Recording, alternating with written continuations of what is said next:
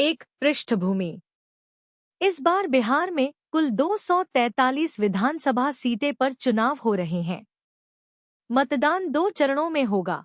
पहले चरण में 6 नवंबर को 121 सीटें और दूसरे चरण में 11 नवंबर को 122 सीटें। पिछले विधानसभा चुनाव 2020 में मतदाता टर्नआउट 57.29% रही थी। 2 प्रमुख राजनीतिक मोर्चे भारतीय जनता पार्टी भाजपा एवं जनता दल यूनाइटेड जदयू के नेतृत्व में वो गठबंधन जिसे आमतौर पर नेशनल डेमोक्रेटिक अलायंस एनडीए कहा जाता है। इसके सामने है राष्ट्रीय जनता दल राजद, इंडियन नेशनल कांग्रेस समेत अन्य दलों द्वारा गठित महागठबंधन बिहार महागठबंधन ईसास। इसके अलावा कुछ अन्य छोटे दल तथा नए खिलाड़ी भी मैदान में हैं जो वोटों को विभाजित कर सकते हैं। 3 महत्वपूर्ण फैक्टर एवं चालें। मतदान प्रतिशत टर्नआउट। पहले चरण में बिहार में लगभग 64.6% के आसपास मतदान हुआ है, जो पिछले रुझानों से काफी ऊंचा है। सामान्यतः बिहार में देखा गया है कि जब मतदान प्रतिशत 60% से ऊपर जाता है तो यह परिवर्तन चाहने वाला संकेत माना जाता है, अस्थायी रूप से सत्ता बदले जाने की संभावना। लेकिन इस बार ऐसा भी देखा जा रहा है कि एनडीए इसे अपने पक्ष में भी व्याख्यायित कर रही है, कह रही है कि उम्मीदवारी और सक्रिय मतदान उनके पक्ष में जा रहा है। सामाजिक जाति एवं दलित पिछड़ा वोट बैंक। बिहार में सामाजिक जाति, पिछड़ा वर्ग, दलित, ओबीसी आदि की भूमिका बेहद महत्वपूर्ण रही है। एनडीए और महागठबंधन दोनों ने इस लॉजिक के तहत अपने कैंपेन को आकार दिया है। Financial times.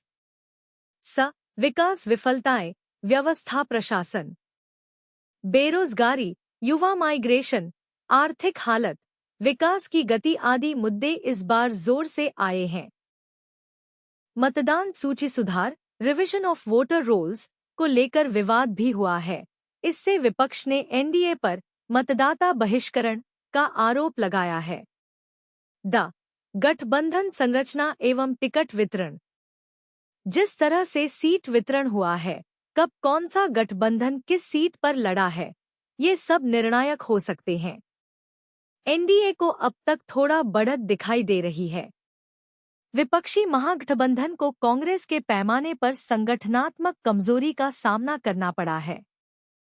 4 जीत संभावनाएं। जब इन फैक्टर्स को मिलाकर देखा जाए तो इस तरह की संभावनाचवी बनती है। एनडीए भाजपा प्लस जदयू थोड़ी बढ़त बनाए हुए दिख रही है।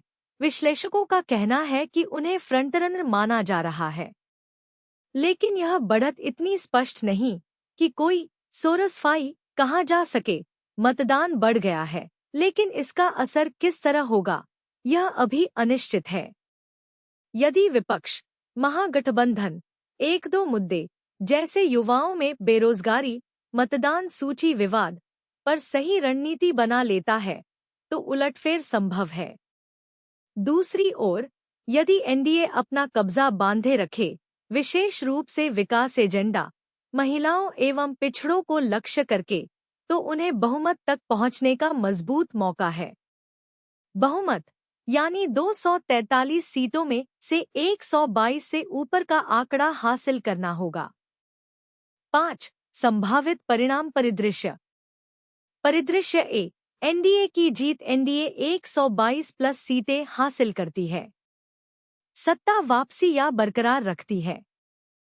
परिदृश्य बी, घरेलू मुकाबला, दोनों गठबंधन लगभग बराबर आते हैं, कोई स्पष्ट बहुमत नहीं मिल पाता। झटका या